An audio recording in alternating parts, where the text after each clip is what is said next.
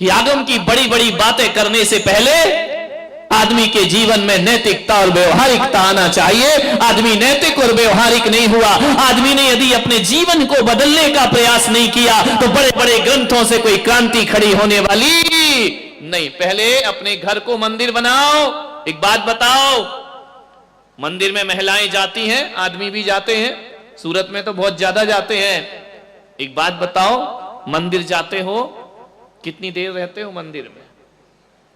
ईमानदारी से बोलो, जोर से बोलो ना, जेल की थोड़ी पूछ रहा हूं। 10 मिनट काहे को जाते हो भाई, जा ही मत करो। हाँ, आधा घंटा, इस उम्र में तो 1 घंटा रहना चाहिए। ध्यान रखिए, आप मंदिर जाते हैं, आदमी 10 मिनट रुकता है, 15 मिनट रुकता है, 20 मिनट रुकता है, ज्यादा से ज्यादा 1 घंटा, और जोर लगा दो 1.5 घंटा, 2 घंटे अम्मा जी हुई तो।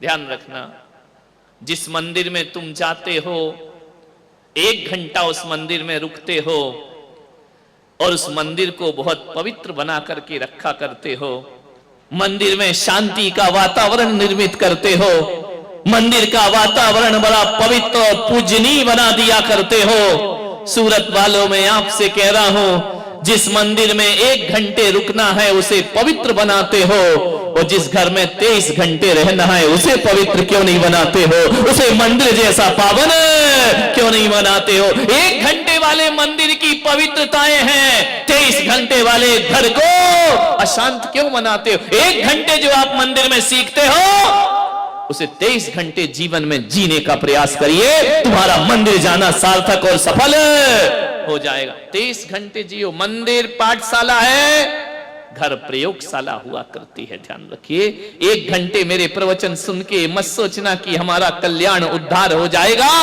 जो 1 घंटे मैंने दिया है उसे 23 घंटे जीने का प्रयास करिए, जीवन आपका धन्य हो जाएगा। 23 घंटे जियो। किसी को डॉक्टर बनना है, इंजीनियर बनना है, अकेली थ्योरी से काम नहीं चलता है, थ्योरी के साथ साथ उस आदमी को प्रैक्टिकल भी करना पड़ता है।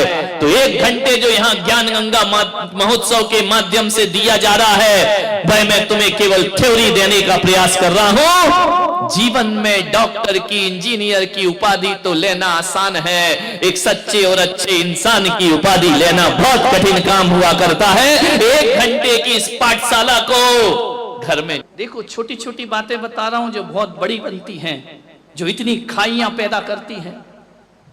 गर्मी के दिन ससुर जी ने कहा कि चाय बनाओ। बेटी गर्मी में पीहर आई है, बहू भाभी भी है। बेटी ने कहा पापा जी बनाती हूं। अम्मा कहती बेटी तू क्यों बनाएगी? बोली क्यों? भाभी है ना, तू तो 4 दिन को आई, आराम कर ले। तू भी तो ससुराल से आई है, थोड़ा सा आराम कर ले, चैन से रह ले। भाभी है ना, वो चाय बना देगी। अब ये शब्द यदि बहू के कान में पड़ गए, ध्यान रखना, 1 प्याला चाय बनाने में बेटी कमजोर नहीं हो जाती, उसका बीपी नहीं बढ़ जाता, वो बेहोश नहीं हो जाती।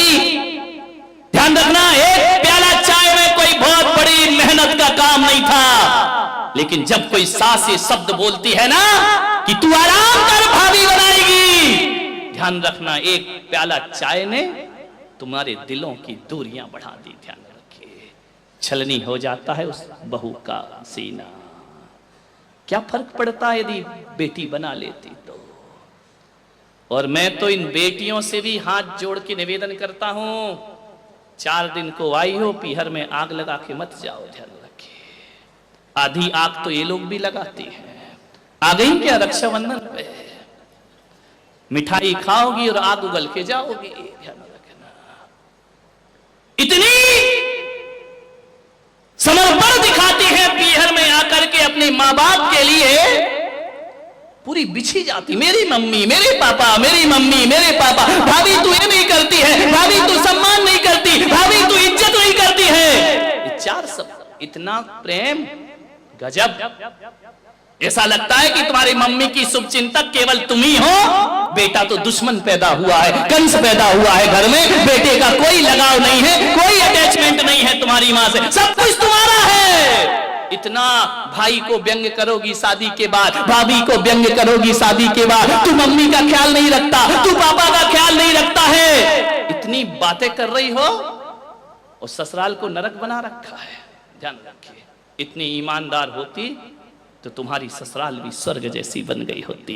जितना समर्पण माँ बाप को दिखाती हो ना 4 दिन में, उतना सास ससुर को दिखाओ, पलकों पे बैठोगी ससुराल में जाकर के। ध्यान रखिए, सोचना है, ससुराल नरक बना है, पीहर सुधारने की बातें करती है।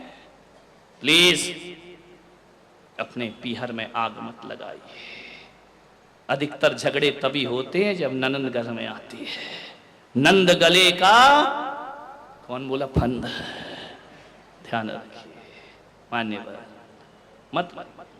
अरे आपको तो धन्यवाद देना चाहिए अपनी भाभी को कि मुझे मेरे माँ बाप ने पाला पुसा कर बड़ा करके विदा कर दिया पराए घर में। मैं अपनी माँ का उतना ध्यान नहीं रख पाती। भाभी तू धन्य है कि बुढ़ापे में मेरी माँ का ध्यान रखती है।